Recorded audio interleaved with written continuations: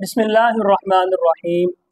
انسان کبھی نیند کی حالت میں بہت سی ایسی چیزیں دیکھتا ہے جو وہ جاگنے کی حالت میں نہیں دیکھ سکتا۔ عرف عام میں اس کو خواب کے لفظ سے تعبیر کیا جاتا ہے۔ بسا اوقات خواب میں ایسے احوال و کیفیات مشاہدہ میں آتے ہیں کہ جن سے خواب دیکھنے والے کو بڑی حیرت ہوتی ہے۔ کبھی مسرت انگیز اور کبھی خوفناک تصویریں ذہن میں ابھرتی ہیں، اور بیداری کے ساتھ ہی یہ تمام کہانی یک لخت مٹ جاتی ہے۔ قرآن کریم کے متعدد مقامات میں مختلف نوعیتوں سے خواب کا تذکرہ کیا گیا ہے، اور احادیث میں بھی رسول نبی اکرم صلی اللہ علیہ وسلم نے اس کی قدر تفصیل بیان فرمائی ہے، جس سے معلوم ہوتا ہے کہ خواب کا وجود حق ہے۔ واضح رہے کہ خواب تین طرح کے ہوتے ہیں۔ پہلی قسم نفس کا خیال ہے، یعنی انسان دن بھر جن امور میں مشغول رہتا ہے اور اس کے دل و دماغ پر جو باتیں چھائی رہتی ہیں وہی رات میں بصورت خواب مشکل ہو کر اس شخص کو نظر آتی ہے۔ مثلا ایک شخص اپنے پیشہ ور روزگار میں مشغول رہتا ہے اور اس کا ذہن و خیال انہی باتوں کی فکر اور ادھیڑ بن میں لگا رہتا ہے جو اس کے پیشہ ور روزگار سے متعلق ہیں، تو خواب میں بھی اس کو وہی چیزیں نظر آتی ہیں۔ اس طرح کے خواب کا کوئی اعتبار نہیں، اس کی کوئی تعبیر نہیں۔ دوسری قسم ڈراؤنا خواب ہے۔ یہ خواب اصل میں شیطانی اثرات کا عکس ہوتا ہے، اور وہ جس طرح عالم بیداری میں انسان کو گمراہ اور پریشان کرنے کی کوشش کرتا ہے، اسی طرح وہ نیند کی حالت میں بھی انسان کو چین نہیں لینے دیتا۔ چنانچہ وہ انسان کو خواب میں ڈرانے اور پریشان کرنے کے لیے طرح طرح کے حربے استعمال کرتا ہے۔ کبھی اس طرح کے خواب دکھلاتا ہے جس سے خواب دیکھنے والے کو اپنی زندگی جاتی ہوئی نظر آتی ہے، جیسے وہ دیکھتا ہے کہ میرا سر قلم ہو گیا، میں سولی پر لٹکا دیا گیا، وغیرہ وغیرہ۔ اسی طرح خواب میں احتلام کا ہو جانا جو موجب غسل ہوتا ہے، بسا اوقات اس کی وجہ سے نماز فوت یا قضا ہو جاتی ہے۔ یہ اسی شیطانی اثرات کا کرشمہ ہوتا ہے۔ پہلی قسم کی طرح خواب کی یہ دوسری قسم بھی بے اعتبار اور ناقابل تعبیر ہوتی ہے، اور اس طرح کے ڈراؤنے اور برے خواب سے حفاظت کے لیے حدیث شریف میں اس دعا کی ہدایت دی گئی ہے: اعوذ بکلمات اللہ التامات من غضبہ وعقابہ ومن شر عبادہ ومن ہمزات الشیاطین وان یحضرون۔ اگر یہ دعا نہیں آتی تو ولا حول ولا قوت الا باللہ العلی العظیم اس کو پڑھ لیا کریں۔ خواب کی تیسری قسم وہ ہے جس کو من جانب اللہ بشارت کہا گیا ہے۔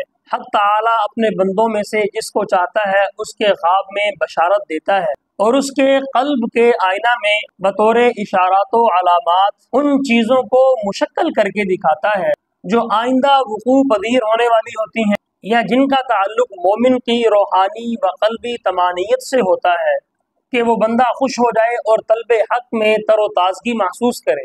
خواب کی یہی وہ قسم ہے جو تعبیر کے لائق اور قابل تعبیر ہے، اور جس کی فضیلت و تعریف حدیث شریف میں بھی بیان کی گئی ہے کہ اچھا خواب اللہ رب العزت کی طرف سے بشارت اور خوشخبری ہوتی ہے کہ وہ بندہ خوش ہو جائے، اور اس کا وہ خواب اللہ تعالیٰ کے ساتھ حسن سلوک اور شکر خداوندی میں اضافے کا موجب بنے۔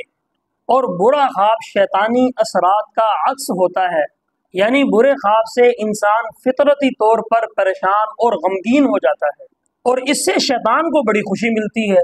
اسی لیے جناب نبی اکرم صلی اللہ علیہ وسلم نے ارشاد فرمایا ہے کہ جو شخص برا اور ناپسندیدہ خواب دیکھے اسے چاہیے کہ وہ اپنی بائیں طرف 3 دفعہ تھتکار دے اور 3 دفعہ شیطان سے اللہ کی پناہ مانگے، اور جس کروٹ پر وہ پہلے سویا ہوا تھا وہ اس کروٹ کو تبدیل کر لے۔ اور دوسری حدیث میں یہ بھی ہے کہ جب کوئی شخص اس طرح کا برا خواب دیکھے تو اس کی طرف توجہ نہ دے اور نہ ہی کسی دوست یا دشمن کے سامنے اس خواب کو بیان کرے۔ ایسا خواب کسی دوست یا دشمن کے سامنے بیان نہ کرنے کی حکمت یہ ہے کہ سننے والا خواب کی ظاہری حالت کے پیش نظر جب خراب تعبیر دے گا تو اس کی وجہ سے دل و دماغ میں مختلف قسم کے اندیشے اور وسوسے پیدا ہوں گے، جن سے وہ شخص پریشان ہوگا اور خواہ مخواہ اس کا سکون متاثر ہوگا۔